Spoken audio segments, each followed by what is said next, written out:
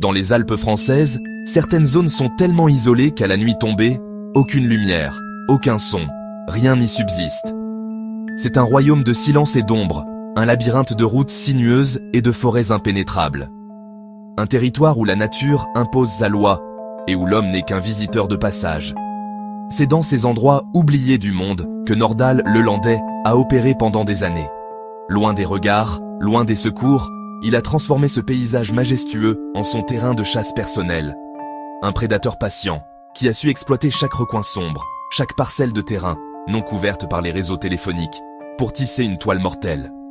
Ancien maître chien dans l'armée de terre, familier des techniques d'orientation et de camouflage, il connaît par cœur les routes désertes, les chemins où le réseau disparaît, les parkings où personne ne passe après minuit. Il a cartographié mentalement ces zones blanches, ces angles morts de la technologie moderne. Pour lui, une route sans issue n'est pas un piège, mais une opportunité.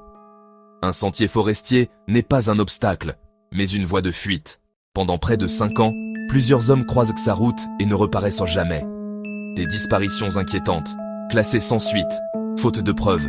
Aucun témoin, aucun cri, aucun corps. Juste le silence des montagnes. Un silence assourdissant qui couvre les secrets les plus sombres. Les familles attendent, les enquêteurs piétinent. Le nom de Lelandais n'est alors qu'un parmi d'autres. Une simple ligne dans des dossiers qui prennent de la poussière. Lelandais ne tue pas dans un accès de rage. Il observe, choisit, attend. Ses victimes ne le voient jamais venir.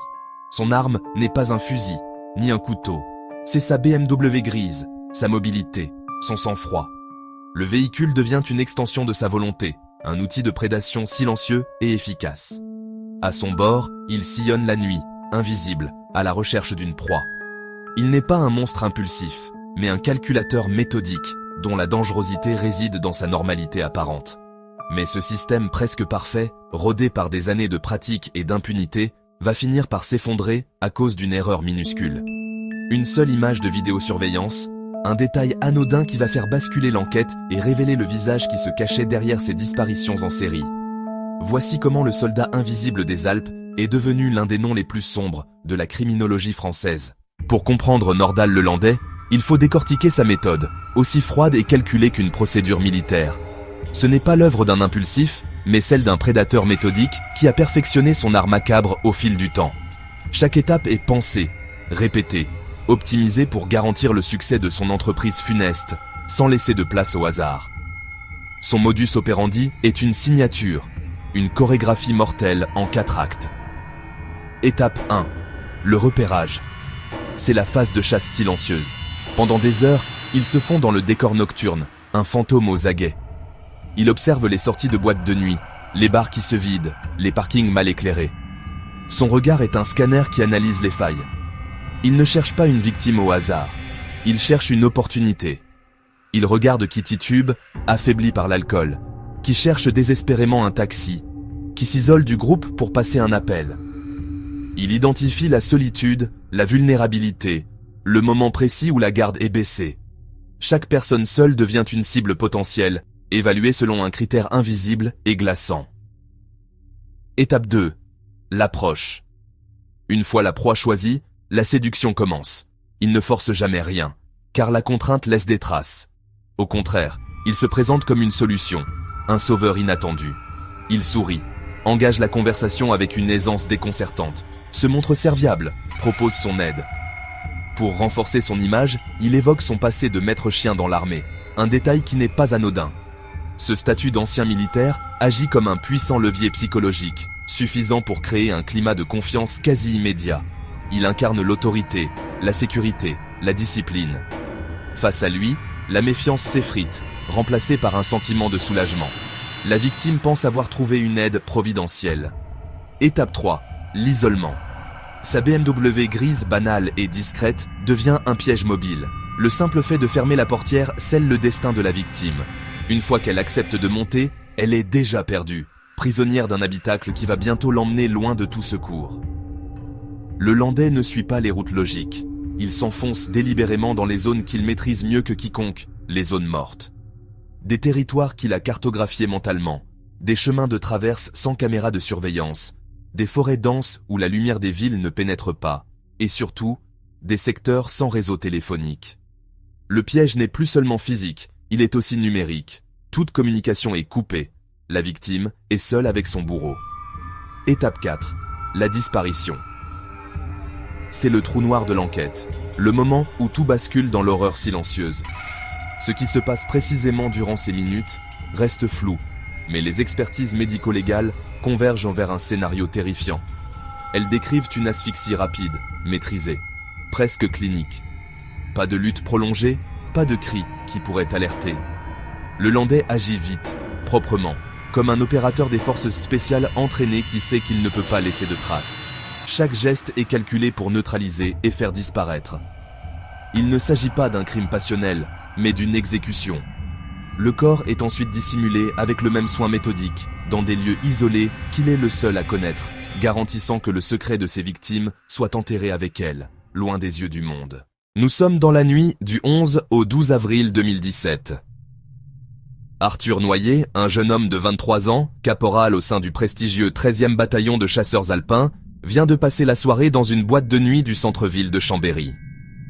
C'est une nuit comme tant d'autres, mais celle-ci basculera dans l'horreur. Vers 2 heures du matin, il quitte l'établissement.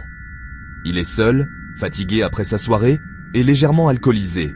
Comme beaucoup de jeunes de son âge, il cherche simplement un moyen de rentrer chez lui. Il se met à faire de l'autostop sur une avenue passante, un geste anodin qui va sceller son destin. À 2h14 précisément, les caméras de surveillance de la ville enregistrent une scène cruciale. Une Audi A3 grise, et non une BMW comme on le pensera initialement, s'arrête à sa hauteur. Au volant, Nordal le Landais. Il propose de le déposer. Pour Arthur, cette voiture qui s'arrête est une aubaine, une simple aide pour rentrer plus vite. Il monte à bord, sans se douter qu'il vient de rencontrer son bourreau. Le véhicule s'engage alors dans la nuit, emportant avec lui les derniers moments de liberté d'Arthur Noyer. 8 minutes plus tard, à 2h22, le téléphone d'Arthur émet un dernier signal de vie. Il envoie un SMS à un ami, un message banal qui ne laisse transparaître aucune inquiétude. Puis, c'est le silence absolu. Son téléphone cesse de borner. Ses proches n'auront plus jamais de nouvelles. Le néant. 25 minutes s'écoulent. À 2h47, un radar automatique flash le véhicule de Le Landais. Il ne se trouve plus à Chambéry, mais sur la route sinueuse et déserte du col de la Marocase, en direction du massif de la Chartreuse. Une zone ultra isolée, surtout en pleine nuit. C'est ici que l'analyse des données téléphoniques va révéler un trou noir, une anomalie glaçante. Pendant ce trajet nocturne, le téléphone de Le Landais, ainsi que celui d'Arthur, sont éteints ou mis en mode avion simultanément. Cette coupure dure exactement 47 minutes. 47 minutes. Les enquêteurs vont chronométrer ce parcours. C'est précisément le temps nécessaire pour quitter la route principale, s'enfoncer sur un chemin forestier, commettre l'irréparable, dissimuler un corps, et revenir sur ses pas pour reprendre sa route. Chaque seconde de cette absence de signal correspond à un scénario macabre.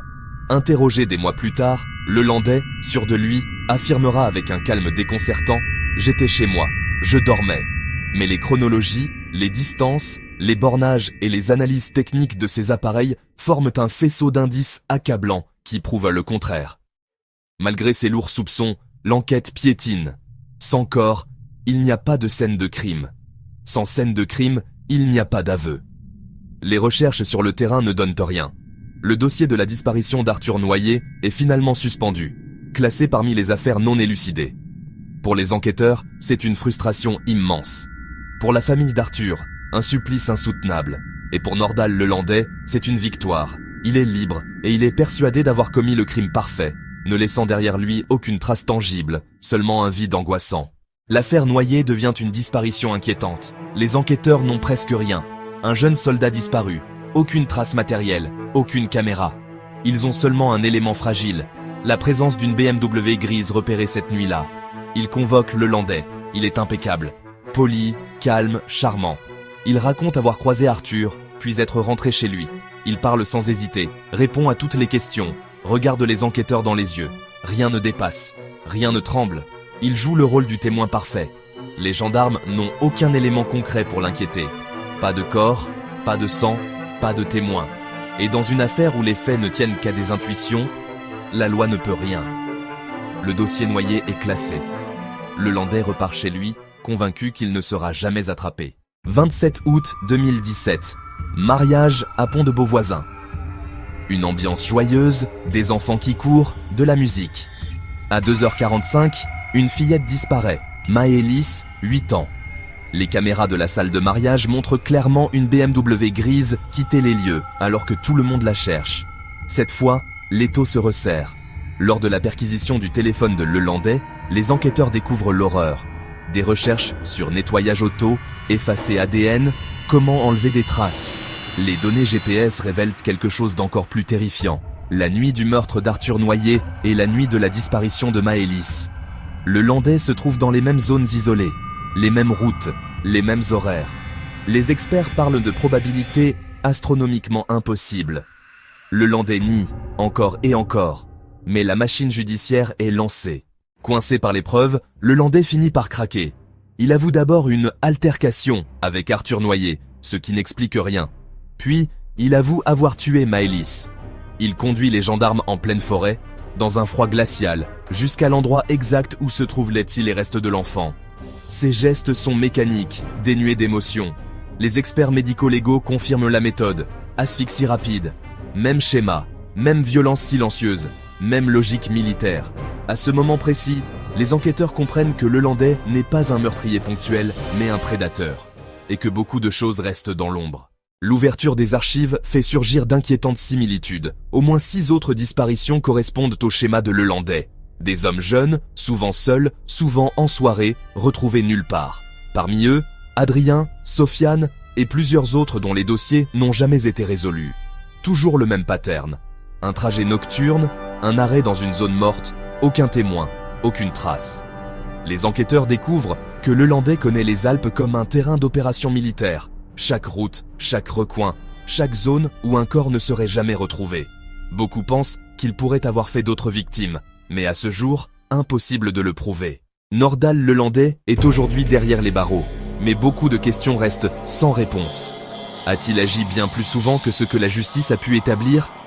Comment un homme d'apparence si normal, si banal, a-t-il pu tromper son entourage, les enquêteurs, et même sa propre famille ? Le plus terrifiant dans cette affaire, c'est peut-être sa banalité. Et vous, qu'en pensez-vous ? Quelle était la faille la plus inquiétante dans cette affaire ? Sa méthode ? Son sang-froid militaire ? Ou sa capacité à disparaître dans la nuit alpine ? Partagez votre analyse en commentaire. Et pour ne manquer aucune de nos enquêtes, abonnez-vous à Crimisard.